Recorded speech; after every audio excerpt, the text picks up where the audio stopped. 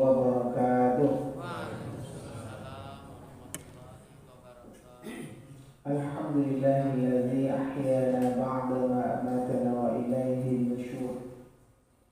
Asyhadu an la ilaha illallah wa asyhadu anna Muhammadan abduhu wa rasuluh la nabiyya ba'dah. Radina billahi rabba wa bil islami dinan wa bi sayyidina Muhammadin nabiyya wa rasula wa bil qur'ani imamah al-wa'ad. Bapak Ibu sidang jemaah subuh Masjid Muttaqin rahimahullah. Alhamdulillah kita bersyukur pada Allah Subhanahu wa taala di subuh yang berbahagia ini kita termasuk hamba-hamba Allah yang mau datang memenuhi panggilan Allah Subhanahu wa taala untuk melaksanakan sholat subuh berjamaah. Kita lanjutkan kajian kita pada buku Minhajul Abidin, jalan para ahli ibadah menuju Allah Subhanahu wa taala, karya Imam Al-Ghazali. Kita sudah sampai di bab terakhir dari kitab ini, namun kita selalu review apa yang telah kita kaji dari kitab ini sehingga kita bisa memahaminya dengan baik. Yang telah kita kaji dari kitab ini untuk menuju Allah Subhanahu wa taala, yang pertama sekali adalah ilmu dan ma'rifat. Sudah kita terangkan bagaimana pentingnya ma'rifatullah, ilmu tentang mengenal Allah. Yang kedua adalah taubat. Yang ketiga adalah mengenali godaan-godaan. Ada 4 godaan besar. Yang pertama adalah godaan dunia, godaan manusia, godaan syaitan. Yang keempat adalah godaan hawa nafsu. Untuk mengatasi godaan ini adalah takwa. Kita sudah terangkan semua tentang ini. Kemudian angka yang keempat adalah mengenali kendala-kendala di dalam jalan ibadah tersebut. Banyak kendala, di antaranya adalah rezeki dan tuntutan hawa nafsu. Di dalam cari rezeki lebih dominan nafsu daripada ibadah. Karena mencari rezeki itu sendiri gimana? Tapi kalau dominan hawa nafsu itu adalah kendala dalam ibadah tersebut. Yang kedua adalah selalu ragu-ragu dan khawatir. Yang keempat salah memahami takdir, qada dan qadar. Yang keempat kendalanya adalah musibah dan kesulitan hidup. Sulit hidup, syarat rezeki itu juga karena menjadi kendala di dalam ibadah. Kemudian angka yang kelima adalah adanya dorongan dan motivasi, khaufan wa tama', rasa takut dan ada harap. Kemudian yang keenam adalah menghindari faktor-faktor perusak ibadah. Ada 2 yang setelah kita kaji dan yang ditekankan di sini, yaitu riya dan ujub. Ini pembakar amal ibadah kita. Banyak ibadah kita tapi riya, habis. Banyak ibadah kita tapi ujub, juga habis. Nah, oleh sebab itu riya dan ujub ini harus kita atasi. Nah, inilah yang terakhir, bab terakhir pemungkas, yaitu pujian dan syukur.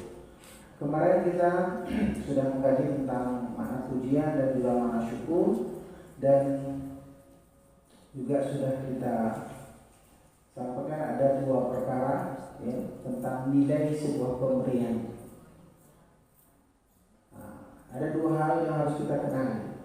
Yang pertama adalah bahwa nikmat itu hanya diberikan kepada orang yang mengetahui nilainya. Ini yang kita kaji pada Sabtu yang lalu.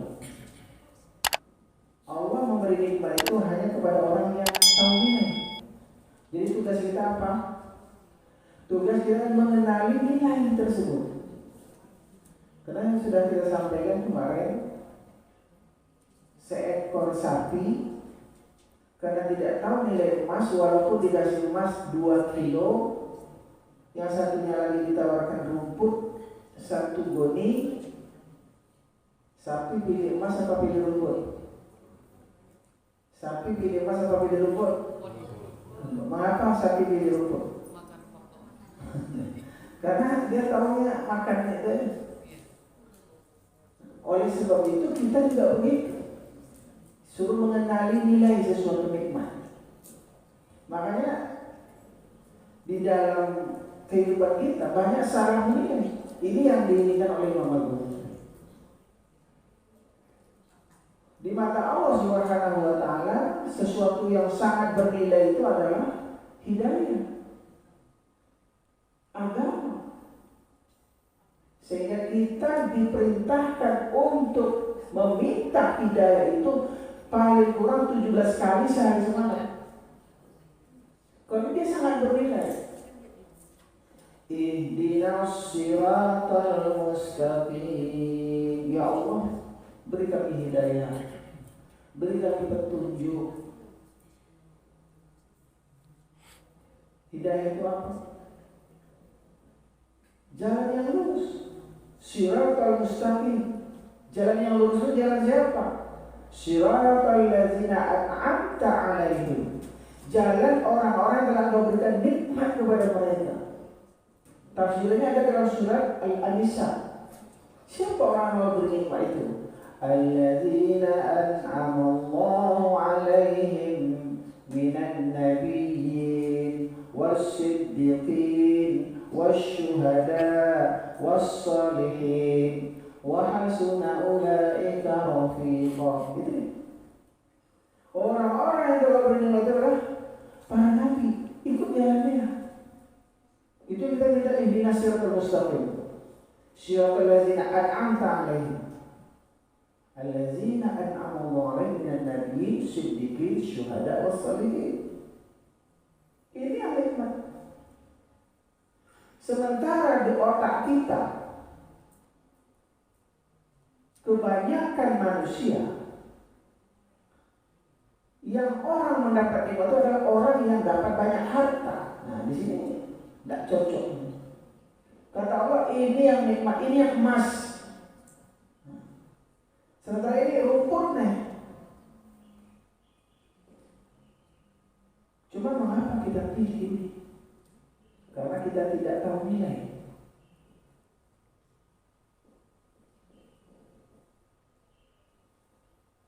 Menurut kita orang yang dapat nikmat itu adalah orang yang berlimpah harta.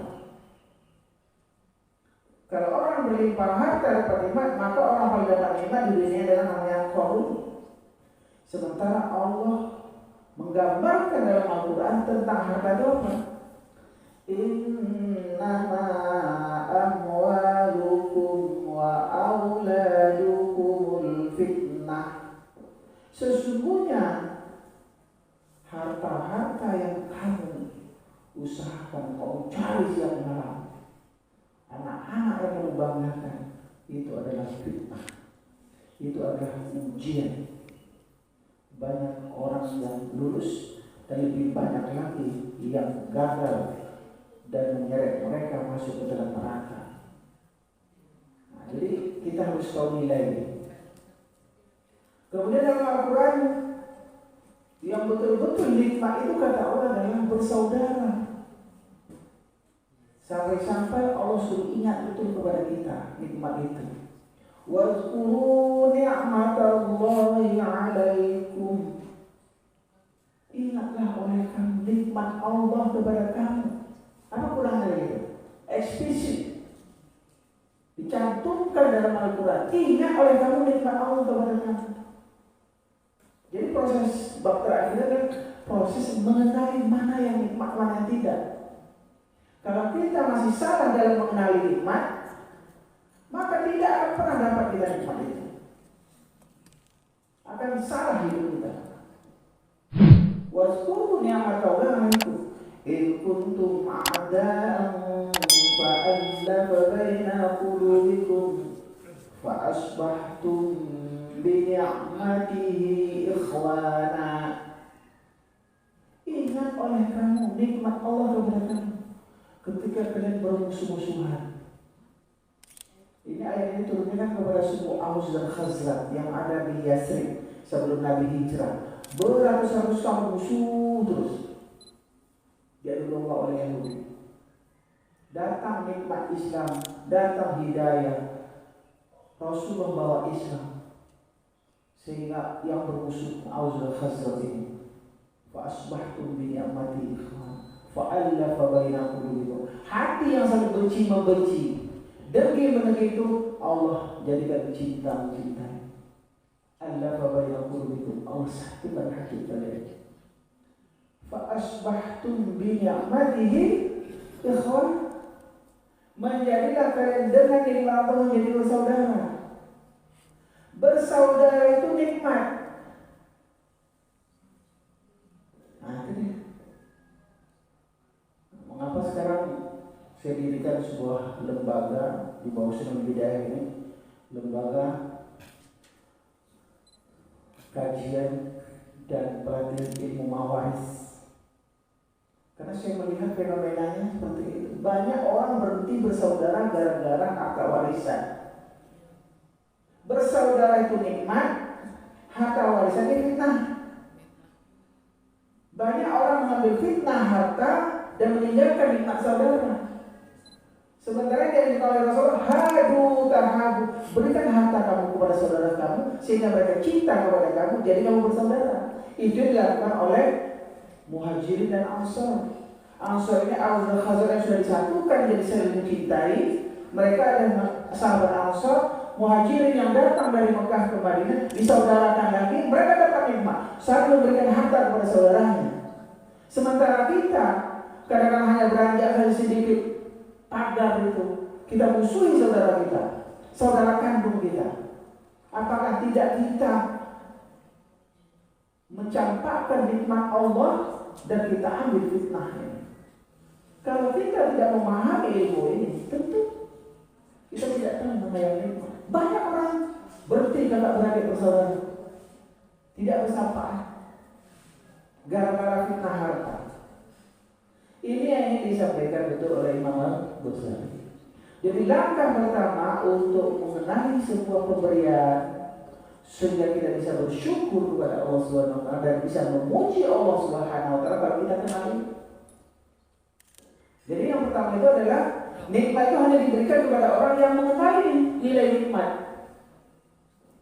Nah, kenali itu semua. Itu yang pertama. Yang kedua adalah bahwa nikmat itu akan dicabut dari orang yang tidak mengetahui nilainya. Dia akan diberikan kepada orang yang tahu nilainya dan akan dicabut dari orang yang tidak mengenai nilainya. Dan orang yang tidak mengetahui nilai nikmat itu adalah orang yang sangat kufur. La in syakartum la azidannakum wa la in kafartum inna azabi lasyadid.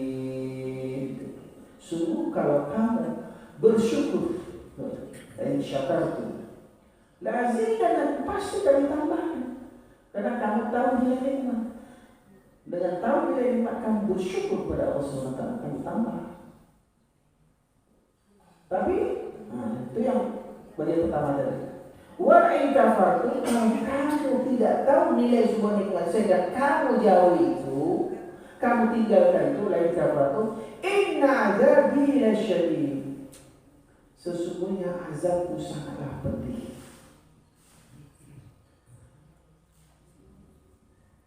Jadi nikmat, orang yang tidak tahu nilai nikmat itu adalah yang disebut dengan kufur nikmat. Jadi lain kafartum di sini itu adalah bukan kafir sejauh ini, bukan keluar dari Islam. Lain kafartum apabila kamu ingkari nikmat Allah, gitu artinya. Lain syakartum apabila kamu syukuri nikmat Allah, kamu kenali mana yang nikmat, mana yang tidak. Kalau kamu memuji Allah,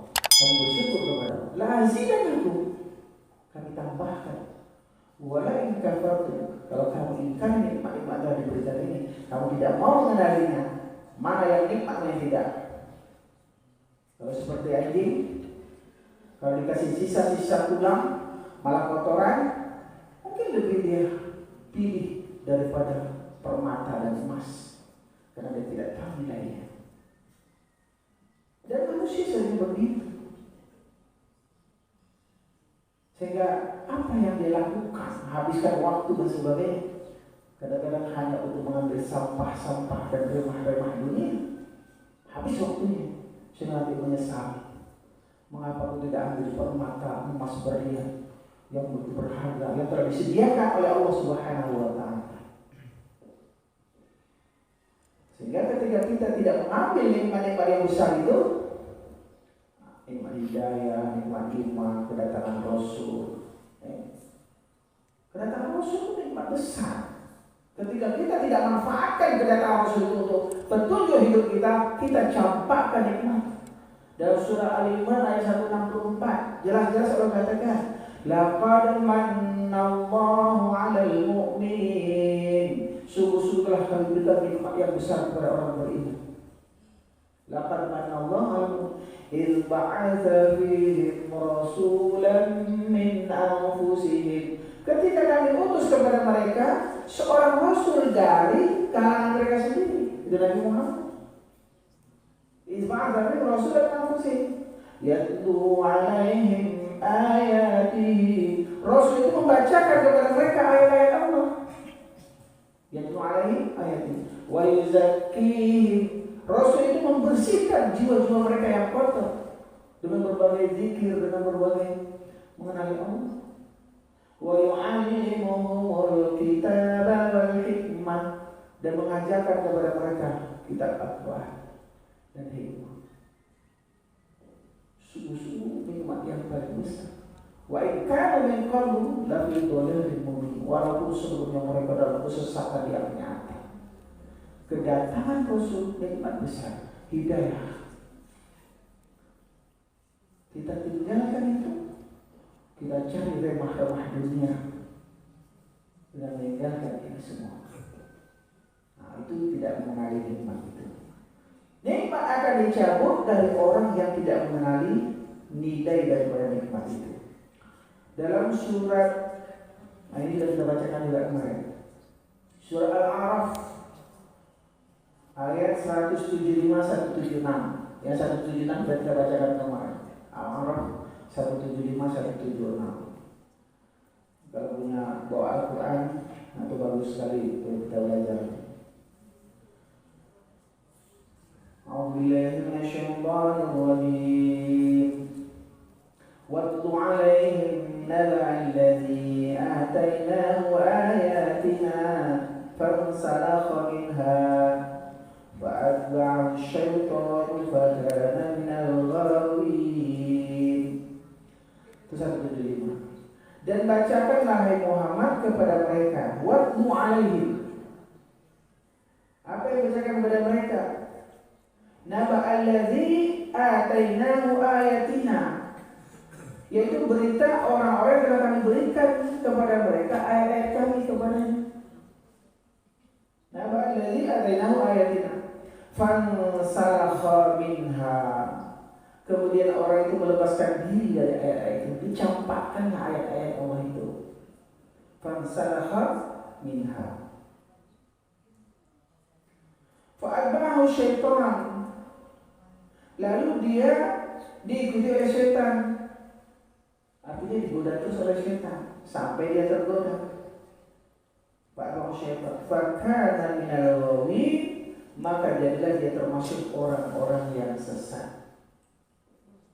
Itu masalah. Jadi apa yang nikmat ini? Makanya kita perjuangkan menjadi pejuang Al-Quran. Usahakan baca yang bagus, pelajari tajwid tahsinnya, tempat bacaannya, kemudian fahami amal. Kita ajak semua orang untuk sini, karena inilah nikmat yang disebutkan oleh Allah Subhanahu wa Ta'ala. Ketika orang tercabut dari nikmat ini, tercabut semua nikmat dari diri. fansalakha minha wa atba'ahu syaitan. Fa'inal ghawi, maka jadilah dia orang yang sesat. Ayat yang ke-176 ini yang kita sampaikan kemarin.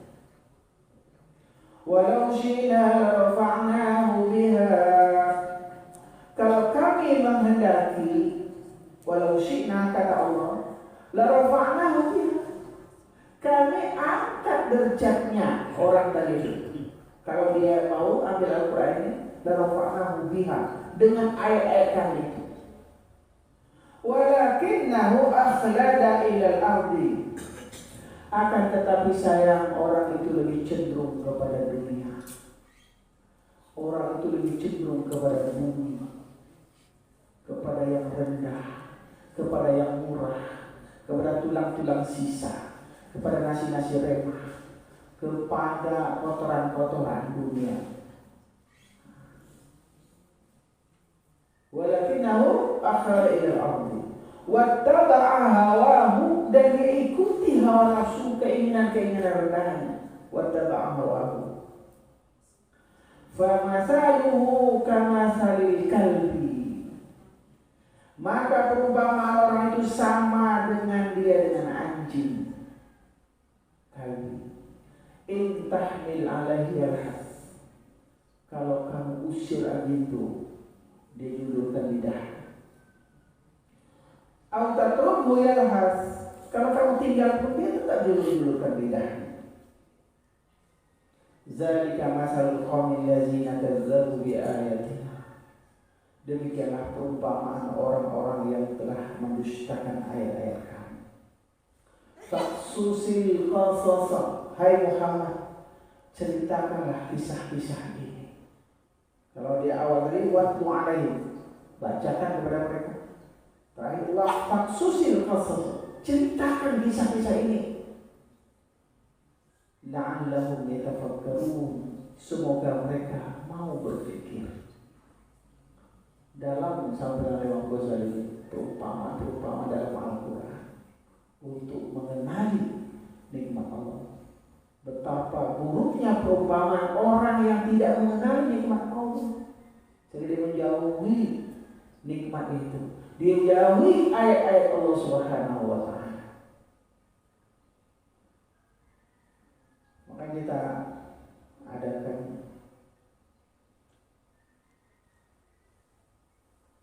pesantren lansia itu supaya ayat-ayat nikmat itu, ya kan, mendekat lagi di akhir-akhir hayat. Nah, kalau diletakin kan alhamdulillah dibacakan tiap subuh gitu ya. Kita haji lagi sehingga kita mencintai ini nikmat. Jangan terlepas, sehingga nanti Allah akan tambahkan kepada kita. Kalau kita tidak mengenali Allah, cabut dari kita nikmat-nikmat Allah itu. Atau mengenali itu seperti itu.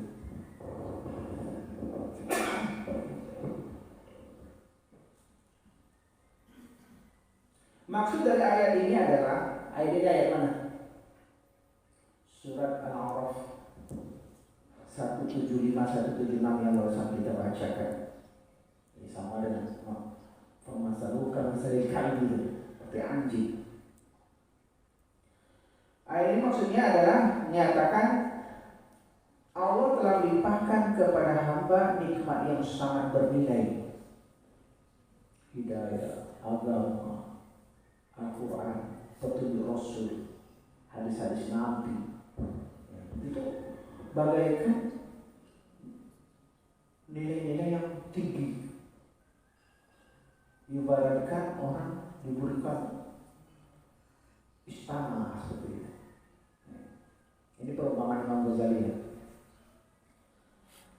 Allah telah berikan kepadanya nikmat yang sangat bernilai dalam bidang agama, dengan jalan mana mereka bisa mencapai kedudukan tinggi berdekatan dengan Allah Subhanahu wa Ta'ala.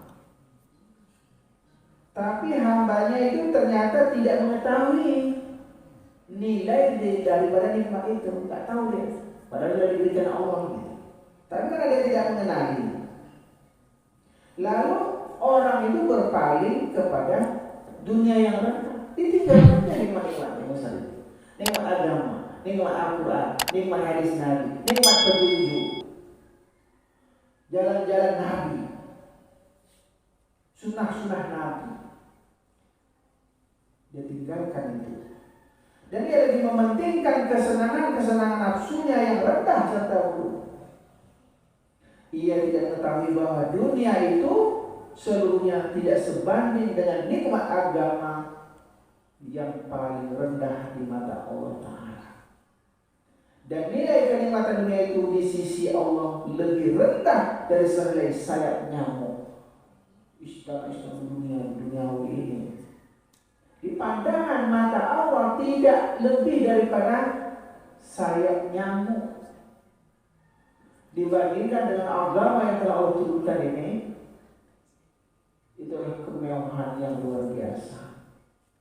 Ketika kita tidak mengenai nilai agama ini dan kita pilih kehidupan dunia hawa nafsu yang rendah ini, maka malaikat pun bisa menertawakan kita. Ya bodoh, ya bunga, bunga. Kalau ibu ya, anjing. Apa? Kalau manggil lagi apa?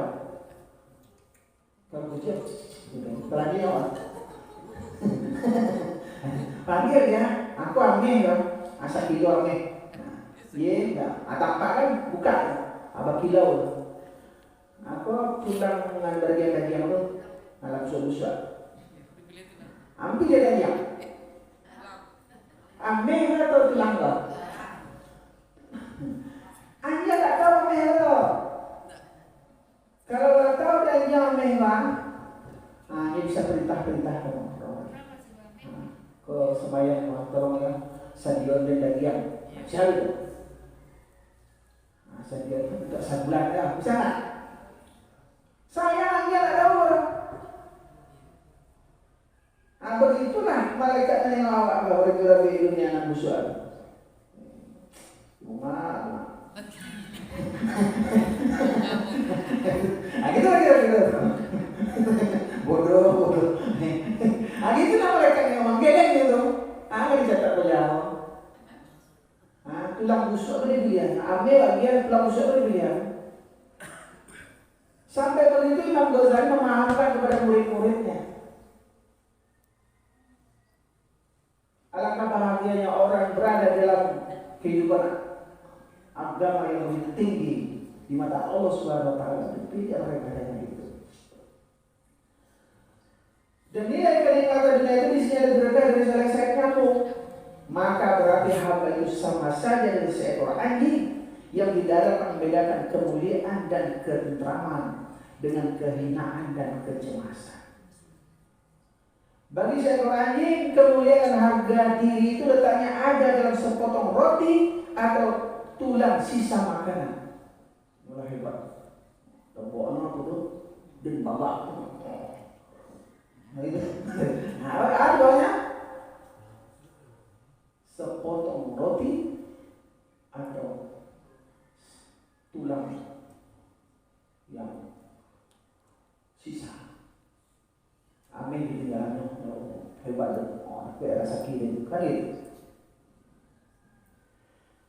Adalah sama saja baginya apakah engkau duduk bersama dengannya di atas sofa atau memberinya tempat di tanah yang kotor di hadapannya.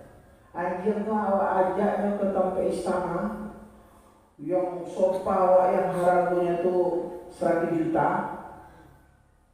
dengan tampek nanti tanah-tanah buruk yang berkotoran-kotoran ajak anjir kasih aja yang kemarin tak tahu aja tuh dah lama sekolah ingat tuh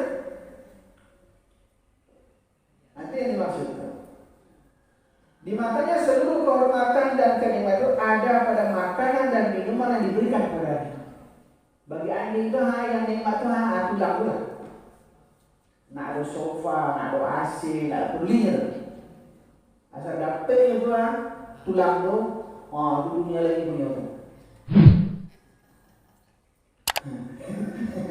Jadi kita ni memahami, memang sulit. Memang bertahun-tahun pun bisa memahamkan murid itu. Karena hawa nafsunya lebih cenderung kepada dunia. harta yang fitnah, sehingga dia bisa mengorbankan saudara-saudaranya yang begitu nikmat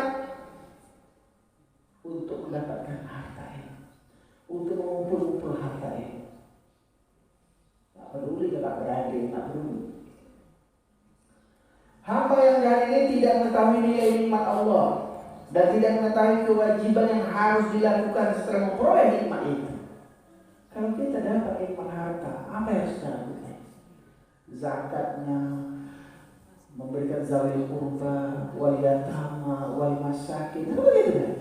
Sehingga kita ini adalah orang yang betul-betul nikmat yang Allah berikan itu betul-betul jadi nikmat, bukan menjadi bencana.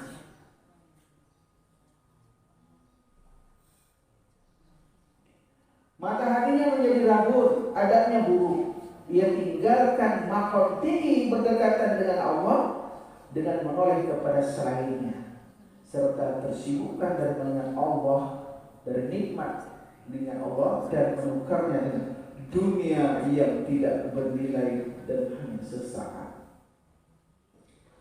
Lalu Allah menerapkan kebijakannya dengan menghadirkan hamba itu di medan keadilan dan memerintahkan untuk diberlakukan hukum jabarut kepadanya. Kemudian ditanggalkan darinya seluruh perhiasan Allah dan kemuliaan yang pernah dia berikan kepadanya. Perhiasan-perhiasan yang bagus-bagus, copot semua dari. Karena dia nggak kenal, karena dia nggak tahu kalau itu nih. Saya diambil sama Allah SWT. Itu yang dicabut dari orang tidak kenal nikmat. Dia lebih suka hidup di tanah-tanah kotor. Dia lebih suka kepada makanan-makanan sisa yang busuk-busuk. Itulah, kamu mau itu silakan. Aku ambil lagi yang telah aku berikan ini kepada agama yang ambil dari dirimu. Aku cabut dari hatimu. Emas-emas perhiasan yang sudah diberikan itu ambil lagi karena kamu tidak kenal nilai daripada nikmat ini. Dia cabut dari hatinya pengetahuan tentang Allah. Ya, kajian pertama ma'rifatullah dicabut. Kamu tidak mau mengenalku, sudah. Kamu kenal tulang, kamu kenal kotoran, kamu kenal ini semua. Ya, kamu tidak mau kenal, tidak mau dekat dengan aku, kata Allah. Ia ditelanjangi dari apa-apa yang pernah diberikan kepadanya, diberikan oleh Allah Subhanahu wa Ta'ala. Sehingga yakini seperti anjing yang terusir dari tuannya dan setan yang terkutuk serta membangkang. Kita berlindung kepada Allah Ta'ala dari murka dan siksanya yang amat pedih. Renungkan pelajaran dari contoh berikut ini, kata Imam Ghazali. Ada seorang raja memberi penghormatan dan kedudukan tinggi kepada seorang pelayannya. Walau mungkin dari kampung, dari rakyat biasa jelata yang susah hidupnya. Kemudian raja ini beri penghormatan tinggi kepada dia, sebabkan kasih sayangnya dan sesuatu yang menyebabkan raja ini sayang kepada dia. Ia didandani dengan pakaian khas istana, diberi tempat duduk di sebelah sang raja. Raja mengistimewakannya melebihi semua pelayan dan para pengawal lainnya, diutamakannya. Ia juga diberi kebebasan penuh di dalam istana tersebut. Mengapa-ngapain aja dia, tak ada yang ganggu. Orang takut juga sama dia, karena orang takut sama raja. Tak hanya itu, sang raja juga membangunkan sebuah istana khusus untuk pelayannya itu di sebuah tempat, lengkap dengan mahkota kerajaan, ranjang-ranjang yang empuk indah, hidangan-hidangan yang lezat tiap hari, dayang-dayang yang cantik-cantik. Setelah seharian mengabdi melayani raja di istana utama, si pelayan khusus itu lantas pulang ke istananya sendiri untuk menjadi tuan di sana. Namun tanpa memperdulikan status dan kehormatannya sebagai orang besar di dalam istana, suatu hari ia melihat seorang pelayan rendahan raja sedang makan roti atau anjing sedang makan tulang. Bahkan ia tertarik untuk mengambil bagian roti dan tulang belulang itu dengan mengacungkan lagi sang raja yang menjadi tuannya. Ia jadi lupa dengan kemuliaan dan status istimewanya yang diberikan oleh raja kepadanya. Apa yang akan dikatakan oleh raja bila ia melihat perbuatan pelayan atau hamba yang bodoh itu? Karena ranjang-ranjang istana yang bagus-bagus ini ditinggalkannya dan dia bergaul dengan anjing-anjing itu. Dia keluar, dilupakannya raja, sibuk dia sehari-hari. Itu ibarat Maria Marquesa. Ia pasti akan mengatakan orang ini sangat bodoh dan hina.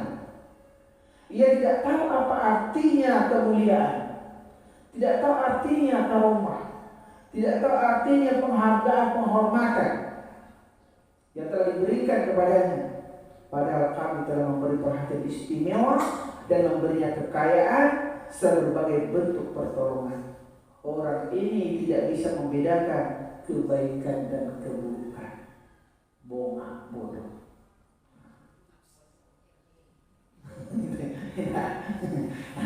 Nah, itulah kira-kira. Sudah diberikan agama, sudah ditentukan rasul, sudah diberikan persaudaraan. Dia tinggalkan ini hanya untuk merebut yang remah-remah itu. Diulang lagi seperti itu. Kadang-kadang kita berada di posisi yang seperti itu, sehingga kita tidak bisa membedakan mana yang hak dan yang batil. Tidak bisa membedakan mana yang nikmat, mana yang tidak nikmat. Kita berlindung kepada Allah. Ini harus kita sampaikan kepada generasi-generasi kita, sehingga bisa meletakkan harta itu di mana, hidayah itu di mana, petunjuk itu di mana. Maka raja memerintahkan si pelayan itu untuk meninggalkan dan menanggalkan kembali seluruh atribut kemuliaan yang telah diberikan kepadanya, lalu mengusirnya dari istana. Begitulah, tersesatlah dan orang tersesat. Akhirnya kita khawatir terhadap diri kita. Sudah di tangan kita kemuliaan-kemuliaan itu, kemudian kita lepaskan karena tertariknya hati kita dengan remah-remah dunia ini yang hanya sebentar ini. Inilah keadaan seorang alim yang jatuh pada nafsu mengejar dunia, dan nasib seorang hamba yang mengikuti hawa nafsunya setelah Allah Ta'ala memuliakannya dengan beribadah kepadanya dan memberikan agama ini kepadanya dan mengetahui pemberian-pemberiannya, syariatnya dan hukum-hukum agama ini. Ia tak mengetahui nilai itu semua, sehingga ia berpaling kepada sesuatu yang paling hina dan paling rendah nilainya di sisi Allah. Jadi konsep yang berarti apa? Kalau tidak kita kenali nilai sebuah nikmat itu, maka Allah cabut nikmat itu dari kita. Istana-istana sudah diberikan, emas berlian sudah diberikan, kasut empuk yang sudah diberikan, ya ambillah ya Allah SWT, hiduplah engkau dengan angin-angin hina itu. Bisa enggak kehidupan kita seperti itu? Sangat bisa, sangat tipis sekali. Diperintahkan oleh Allah supaya kita meminta hidayah minimal 17 kali sehari semalam. Silakan lebih sampai beratus ribu kali untuk meminta, tapi paling kurang 17 kali sehari semalam. Ihdinas siratal mustaqim. Berikan kami ya Allah, berikan kami Allah hidayah ya Allah, agama ini ya Allah, yang mulia-mulia ini ya Allah, emas semua yang mulia-mulia diberikan kepada kami ya Allah. Itu artinya minta itu. Kita enggak mau sholat enggak mau, lalai, iman. Karena itu siratal mustaqim. Jalan siapa itu? Siratal ladzina an'amta alaihim. Jalan orang-orang yang memberikan nikmat. Kan kenalinya gitu aja. Ini nikmat kata Allah. Kan kita jadikan itu nikmat. Ketika orang kata ini nikmat, ini jalan orang-orang yang telah diberikan nikmat, kemudian kita jauhi jalan itu, berarti kita akan dicabut itu semua nikmat-nikmat oleh Allah dari diri kita. Tersesat. Jadi orang yang tersesat itu gampang aja tersesatnya. Ikut setan, ikut hawa nafsu, tinggalkan hidayah, tinggalkan petunjuk, tinggalkan mengaji, tinggalkan baca Al-Quran. Udah. Kita puja-puji orang yang mungkin hartanya itu dari korupsi, hartanya itu dari merampok, narkoba, kita begini sama dia. Padahal di mata Allah hina sekali. Tapi kita hamba orang-orang itu. Kita tidak mau menghamba kepada Allah dan jalan-jalan menuju kepada Allah Subhanahu wa Ta'ala. Jadi Minhajul Abidin ini kita terakhir Ghazali sampai nangis beliau untuk menunjukkan murid-muridnya itu. Beliau berharap termasuk lagi di murid-muridnya memahami makna dunia itu.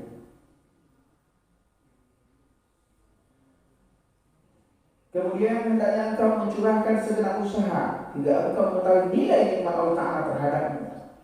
Dan apabila Dia memberimu nikmat dengan nikmat agama, maka janganlah engkau menoleh kepada dunia dan harta benda yang hina-hina itu. Sebab sikap yang demikian itu berarti meremehkan nikmat-nikmat agama yang telah diberikan kepadamu oleh Tuhan, oleh Rabbmu. Tidakkah engkau mendengar firman-Nya kepada penghulu para Rasul Muhammad sallallahu alaihi wasallam? Walaqad atainaka sab'an minal mathani wal qur'anal azim la tamuddanna 'ainayka ila ma mata'na bihi azwajan minhum. Al-Hijr ayat 87 sampai 88. Dan sesungguhnya kami telah berikan kepadamu 7 ayat yang dibaca berulang-ulang. Sebelum memasak itu Allah mengatakan Al-Fatihah. Nikmat Al-Fatihah dan Al-Quran yang agung. Berarti kenapa tuh? Nikmatnya mana? Sungguh kami telah berikan kepada 7 ayat yang diulang-ulang, dibaca ulang-ulang Al-Fatihah dan Al-Quran yang agung. Janganlah sekali-kali engkau menunjukkan pandanganmu kepada kenikmatan hidup yang telah kami berikan kepada beberapa golongan di antara mereka atau orang kafir. Kita sudah diberikan nikmat manusia. Mata orang itu. Situ. Maksud dari ayat ini adalah setiap orang yang telah diberikan Al-Quran yang agung semestinya tidak lagi menoleh kepada dunia yang rendah nilainya itu dengan pandangan yang memuliakan dunia yang rendah. Maka hendaknya ia bersyukur kepada Allah Ta'ala atas pemberian Allah tersebut. Sebab hal itu merupakan kehormatan yang sangat diidam-idamkan oleh kekasihnya Nabi Ibrahim alaihissalam untuk dianugerahkan kepada ayah beliau Azar, namun Allah telah tidak mengabulkan kepada Ibrahim. Dan juga dijambakan oleh orang-orang dicintainya dan pilihannya Nabi Muhammad SAW untuk dianugerahkan kepada pamannya Abu Thalib, namun Allah juga tidak memberikannya. Pasti ada sebabnya. Jika tidak Allah berikan. Kalau tetap memberikan, yahdi man yasha wa yudhillu man yasha. Allah beri petunjuk kepada yang Allah kehendaki, Allah tidak berikan. Yang sampai kita termasuk orang yang tidak diberikan oleh Allah SWT karena kita tidak mengenali nikmat tersebut. Saya rasa itu dulu. Tapi ada sedikit lagi nih.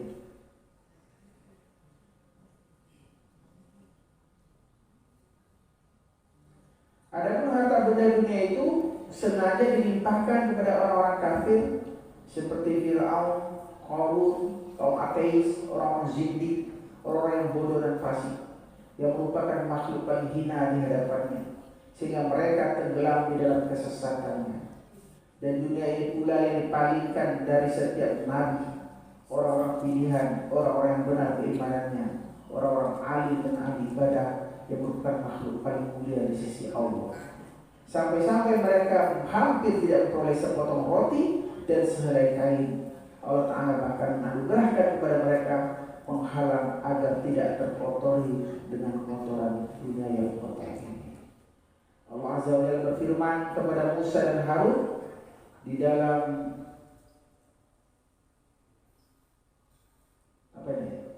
kalau aku mau, aku bisa menghiasi kalian berdua dengan perhiasan agar Fir'aun kagum lalu merasa rendah di hadapanmu.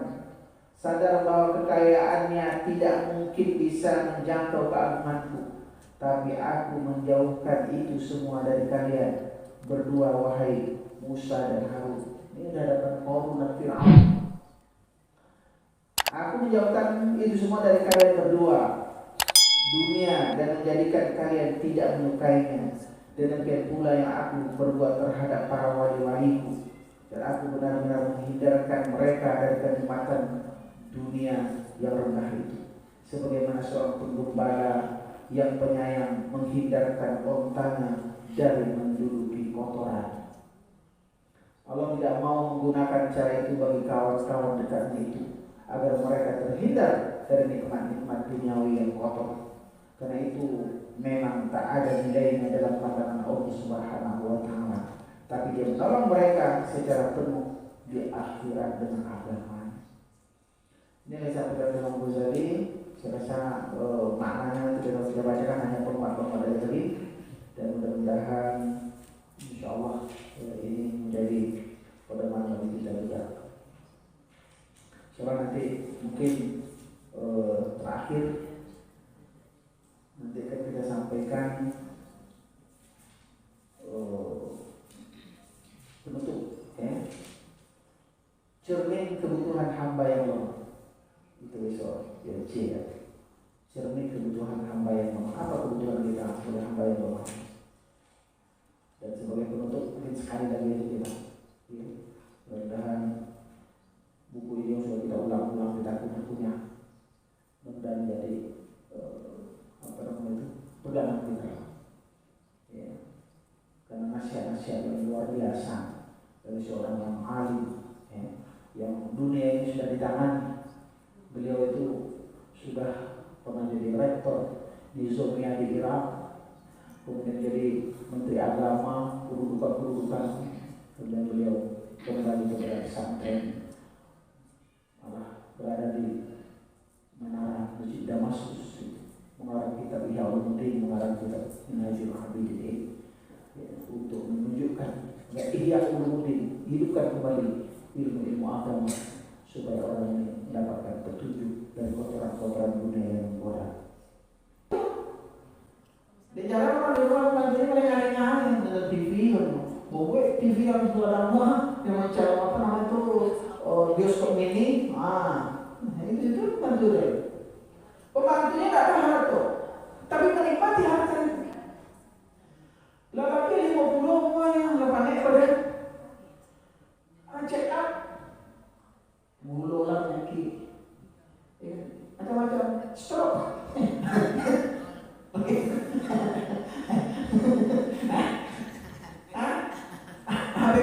Ada daging, ada durian. Gila deh durian tuh. Aku juga bantunya. Kata Pak Dokter, ada durian. Hanya makan. Ada daging lama. Aku hanya makan. Awak punya ratu aja dapat nikmat. Ya tak? Dia kumat. Hanya macam itu. Mana yang ratu? Mana yang untuk kita? Zakat indah, wakaf indah.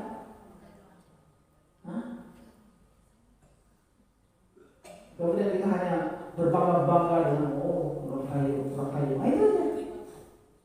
Padahal di mata Allah tak beda dengan anjing-anjing yang memilih tulang-tulang busuk itu daripada kemuliaan itu. Oke. Mudah-mudahan di RT RW anak tahu lah, ya mudah-mudahan insya Allah ya, mana yang nikmat mana yang tidak gitu, dari Imam Ghazali. May yuridillahu khairan yufaqihuhu fid din. Mudah-mudahan kita masuk orang seperti itu. Mari kita akhiri dengan membaca doa kafaratul majlis. Subhanakallahumma wa bihamdika asyhadu an la ilaha illa anta astaghfiruka wa atubu ilaik. Aku qouli hadza astaghfirullah li wa lakum. Wassalamualaikum warahmatullahi wabarakatuh.